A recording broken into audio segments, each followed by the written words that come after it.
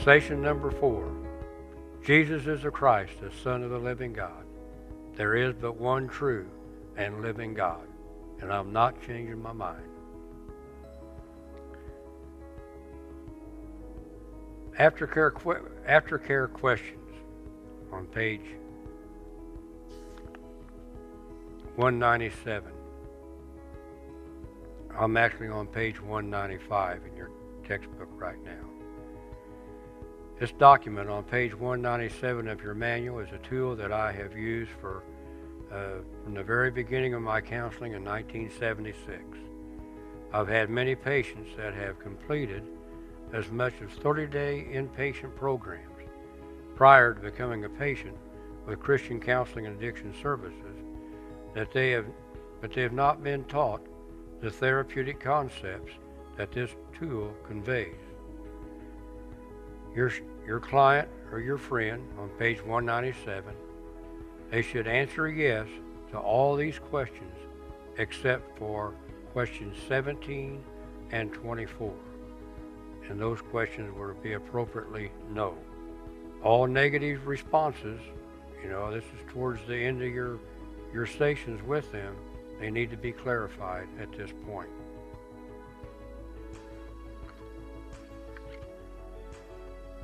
Document 70, the discharge plan, on page 198 of this manual, is the initial discharge plan that is to be completed within 15 days prior to discharge.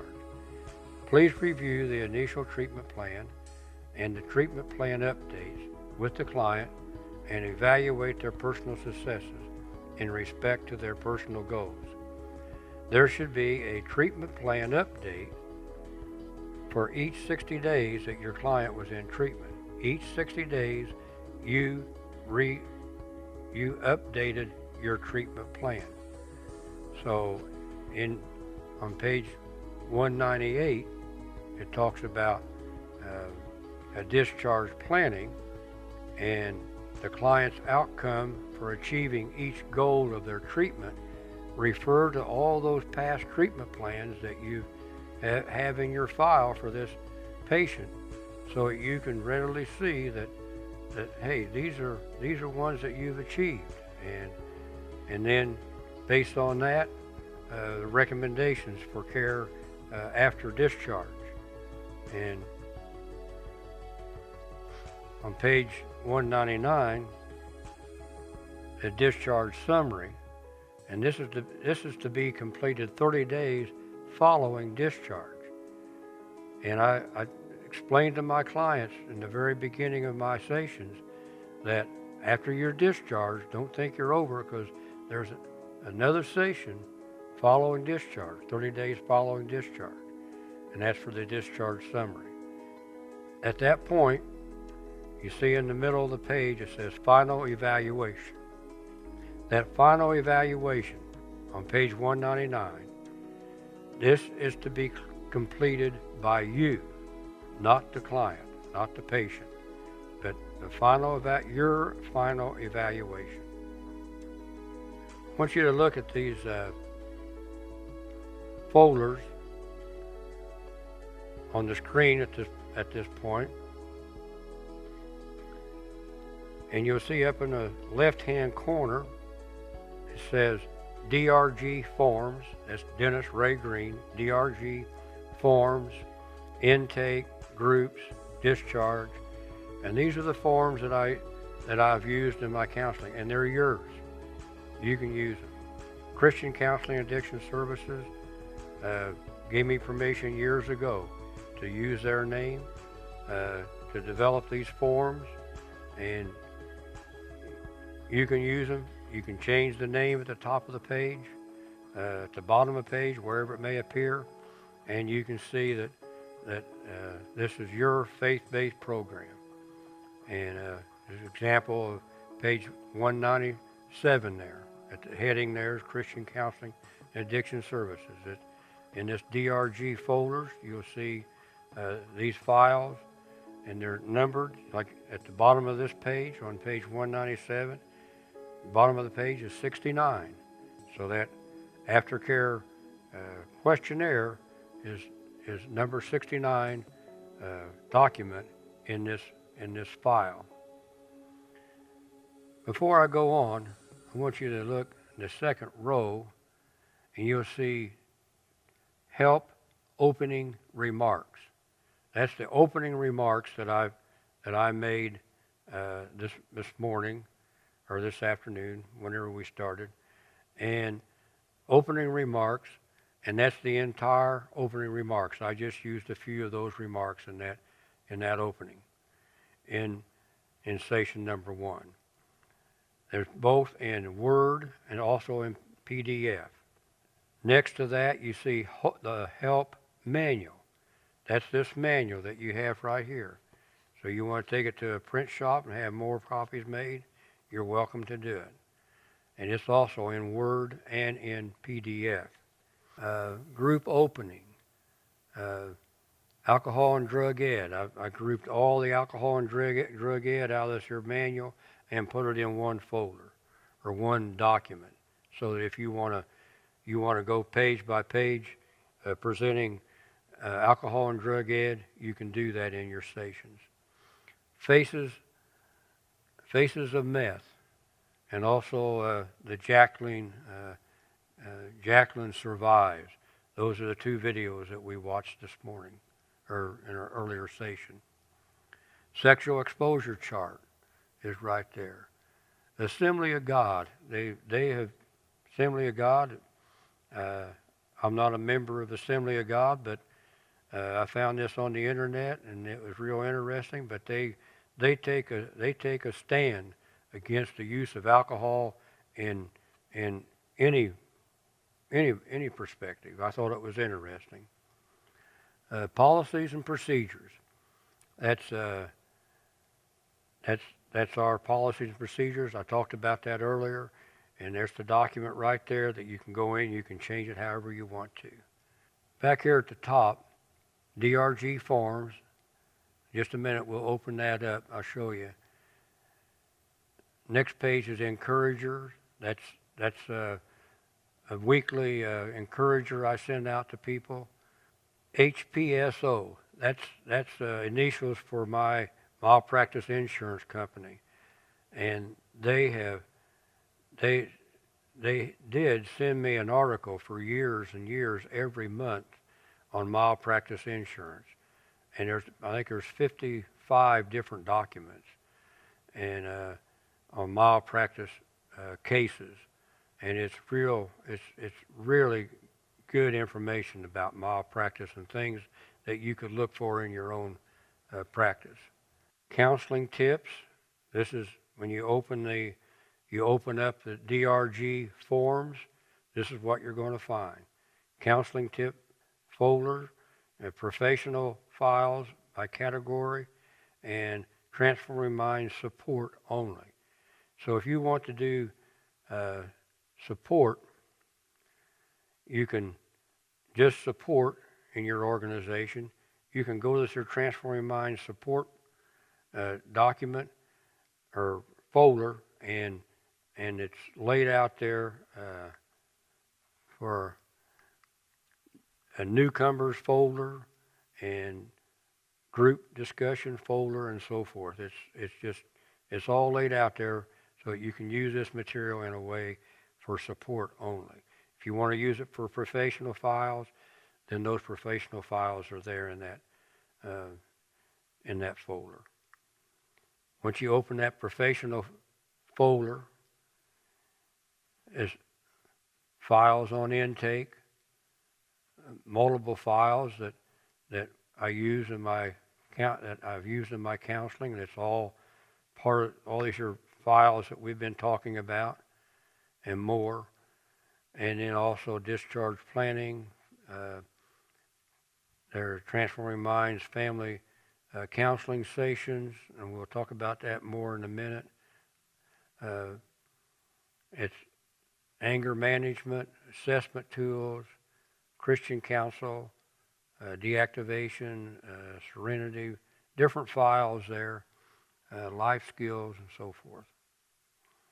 In the support folder, you'll find the newcomers, folder, you'll find Transforming Minds family counseling sessions, participant counseling sessions, alcohol and drug, HIV education, denial issues. I've tried to group it in folders that would be supportive in a support situation. Family issues, recovering issues, relapse training, spiritual issues, 12 steps. So it's right there for you. Women's issues. Open that next file. You find Transforming Mind Support Acknowledgement. That's a document that especially if you're in a professional setting, the people need to sign this document so that they understand that, yes, I understand there's other people in the group.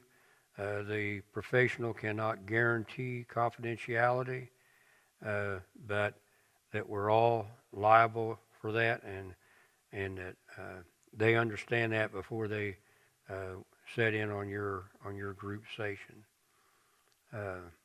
Different assessments, alcohol and drug screenings, adolescent screenings, cocaine, so forth. Where do we start? We start with professional intake.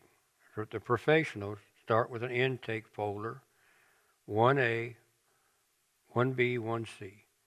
That's the number at the bottom of the page. It's a criminal release form, a personal release form, not a criminal release form, but a criminal justice release form, personal release form, and the client's rights that need to be signed.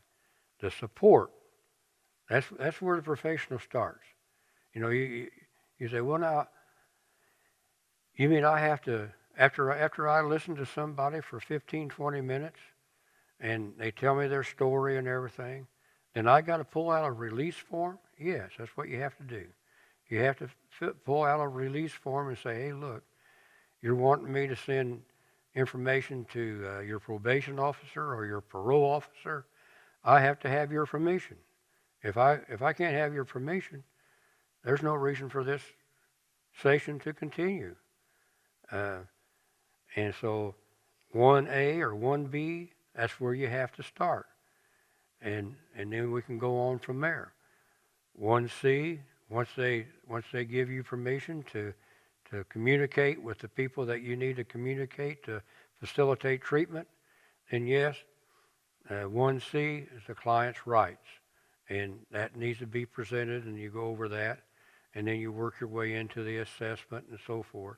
And it's just follow the numbers through the professional file. Support, likewise, newcomers folder, go through there with a newcomer, and then you got the group sessions and so forth. The sessions, if it's professional sessions, should be an hour and a half. I suggest an hour and a half session. The support groups, I suggest 1 hour. I know that Celebrate Recovery has a 3-hour program, but I'm convinced that I like 1 hour. I like 1 hour. I don't like for the person to be away from their family any longer than they have to be. They can get into a support group. You know it's going to start at 7:30. You know, you don't have a support group. You say, well, I start at 7:30, but then you don't start to 7:45. No. If you're going to have a support group, and you say it starts at 7:30, it starts at 7:30, and it ends at 8:30. And that's exactly the way that all Alcoholics Anonymous meetings, even yet today, even as lax as we've come as a society, our AA meetings are still 1 hour in length, and they start on time and they close on time. This way, the person can go home and they can be with their families and not away from their families anymore than they have to. Okay, I want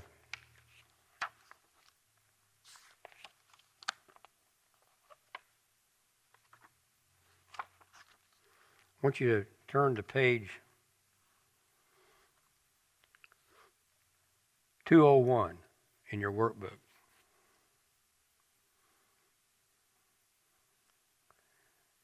All these forms, I've arranged them in a packet, and you can find it on your USB flash drive. I've arranged it so that you can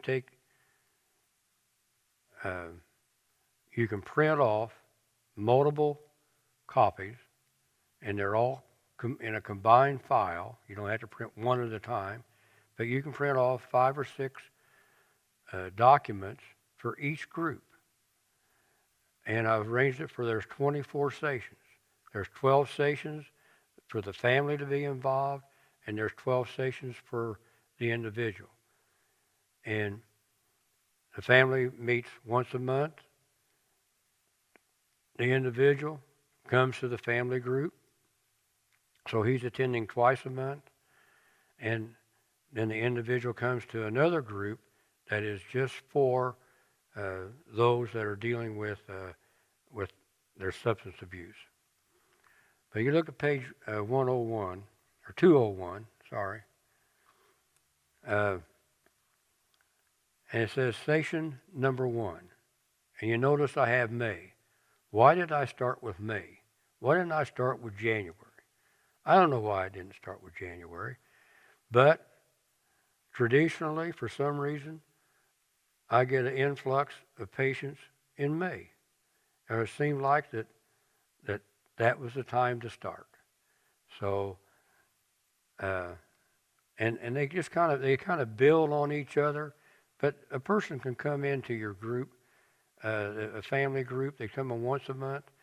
They can come in August, and they still pick up on what we're doing here. But you look at, I have the number of the material in Station 1, 30A, that's the number at the bottom of the page. That's the number of the file that you'll go to, and it'll say 30A, intro, 12 steps on your file. And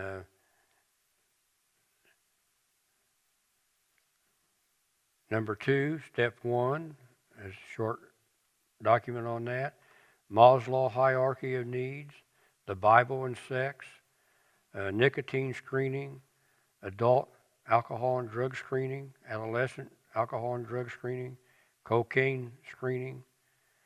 And you see that I got all these here documents, and it's, like I said, it's on a combined file if you look for it, and all of these documents will print, and you can put it on back page, 2 pages at a time. If you notice at the bottom of that, right under cocaine screening, it says date. It says attended and participated in Transforming Minds group, the story chapter. I gave everybody in our counseling a copy of The Story by Max Lucado. I think it's really good, and I encourage everybody to read it, a copy of that, or a chapter of that every month. And we have a short video talking about that, and then we would discuss it just for a short time. Then we move on, but we keep them in the Word of God. And there's 37 chapters in the story.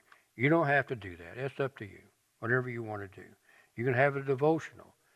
But in the family meetings, I agree.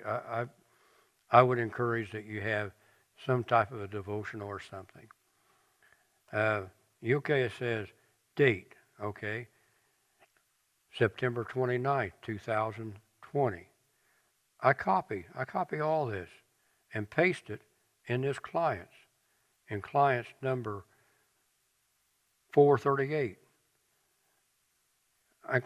I pasted in his contact notes file, because that's what we talked about on that date. But then plus whatever other issues that he might or she might have brought up during that group session.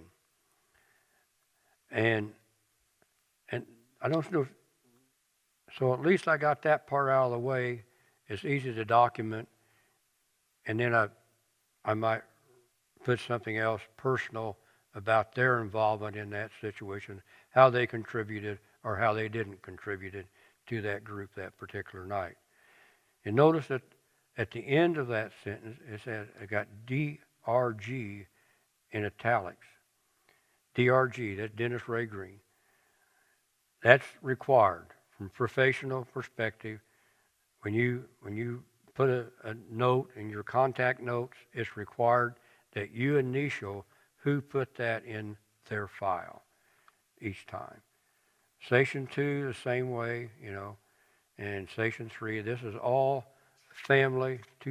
There's 12 sections, page 201. Page 202 is the group or the individual counseling with the patients. And again, now with the group, being that everyone there is dealing with substance abuse or some kind of a chronic illness or situation, it's more of the issues of awareness of God, pause, discussions of denial, reasons for leaving treatment, treatment plan every 2 months for each client. You have to have a treatment plan update, and then again their date and a little summary there at the bottom that I can just copy and paste and put in each of the files of those that were part of that, just to help me, and I have to type everything out every time. So there you go. Page 203. This is Transforming Minds Family Group Opening. Now this is a suggested opening that you start out with, and but this is for the professional groups. And there's another support opening for those in the support program. It's on your USB. Okay, everybody on their feet.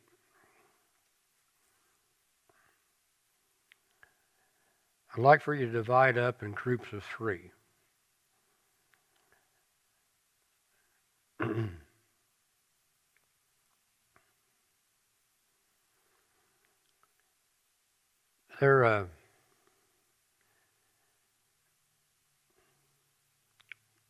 One of the 3 will be a recovering person. And it's an early recovery. Another one of the 3 will be either the probation officer or a parole officer. Or it could be an employer, or it could be a parent, or it could be a minister. The third person is an old friend from the past. And the 3 of you just happen to meet on the corner, on the street corner. And there you are with this freshly new recovering person and the old friend, and you're a probation officer.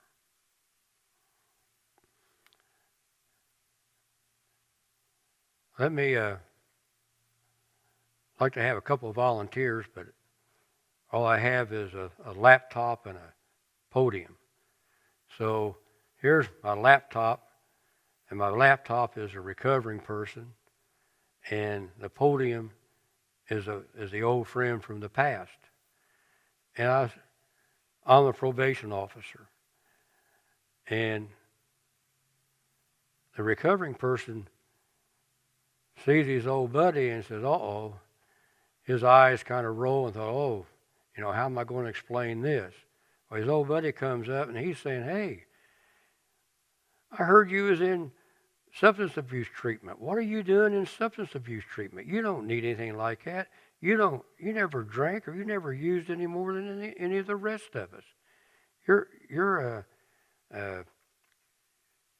not addicted. You just like to party, just like the rest of us like to party. Man, matter of fact, here's a new hit I just found the other day. And the probation officer's saying, now, hold it. What's going on here? Recovery person, then he's got to speak up and kind of explain things. But then at the same time, The recovery person doesn't really want to be there. He don't really want to be in treatment. Why don't he want to be in treatment? Remember what I said earlier? It's our job to get them to go places they don't want to go, to look at some things they do not want to look at, and to do some things that they do not want to do. They don't. They're going through pause. They're irritable. They're still in denial. Their thoughts are still racing 50 miles an hour in 50 different directions. And they're probably still experiencing cravings every day. And if they're opiate withdrawal, they're experiencing some real severe withdrawal even yet. They don't want to be there, but so you got this conflict, and this is what I want you to do in your role play, is to divide up. One of you is a recovering person, the other one's a probation, a minister, employer, and another is a friend of the past. And just act it out. Some of you I want to report following this exercise, so we can hear about your experience within your group. Thank you.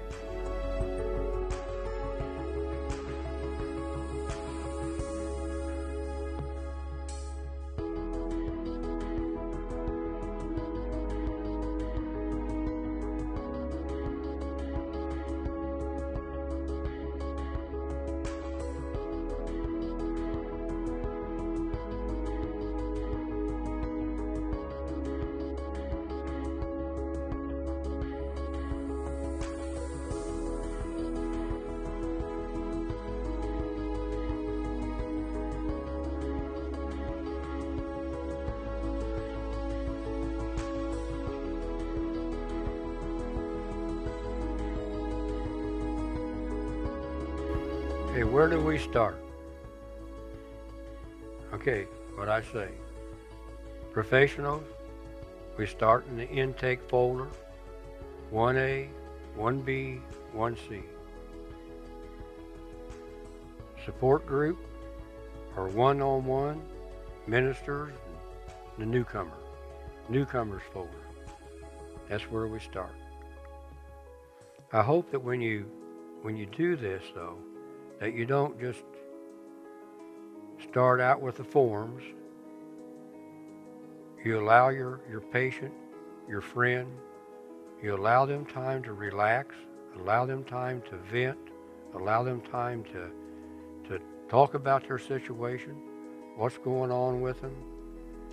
When you start sharing back with them, use sentences like, I have learned this, I have learned that. Don't, you need to do this, you need to do that. No, I've learned. And I'd ask that you please pray for our ministry. And we are praying for yours. We really are. You may ask, well, how could a brother or sister become addicted to alcohol or other drugs? Remember, alcohol, as well as the other powerful drugs, they are cunning, baffling, and powerful. You turn to page 288. This is a great handout to stimulate a discussion on denial.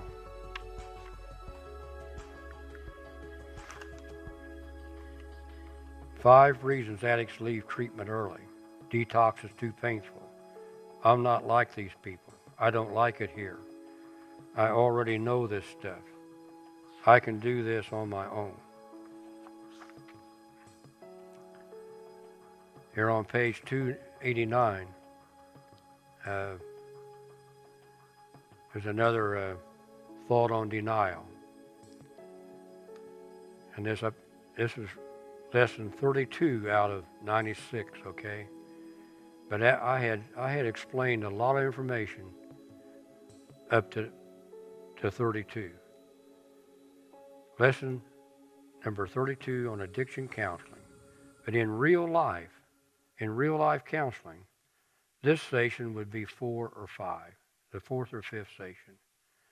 Within these past lessons, I've covered the initial orientation, several preliminary assessment tools to determine if someone is alcoholic or drug dependent, 11 lessons on alcohol and drug education. But to my amazement, one of my recipients of these lessons has asked, but who is an alcoholic? I understand that unless someone has been closely involved with addiction patients, it's more difficult to grasp the concepts of addictionology. But this often happens in treatment too, because the alcoholic client has difficulty dealing with denial. Many times an alcoholic or an addict has been exposed to the initial orientation, to several preliminary assessments, and initial alcohol and drug education program, and they still in denial of their alcoholism or drug abuse. I simply say this. If you do not think that you're an alcoholic, then go to the nearest bar and belly up and have 3 or 4 drinks. If you can do this every day for 30 consecutive days and never go over your 3-drink limit, then I agree, you're not an alcoholic. I have just reluctantly shared what we call the acid test. Do I want someone to follow through with the acid test? Absolutely not. But they'll know in their heart if they could pass the test. They do not have to follow through. This is to be used as an imaginary hypothetical and only in the mind's eye experience. The client usually replies real quickly, I might last 4 or 5 nights, but probably less. But at the same time, when you use it, when you start putting something in your patient's mind's eye, remember, you've momentarily stimulated cravings for another drink or for another use. So we need to deactivate the cravings before the end of the session.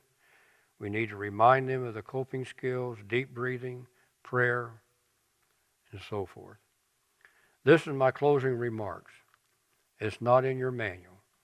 Like I pointed out on the screen, there's a document labeled closing remarks, and you can read the full closing remarks in that.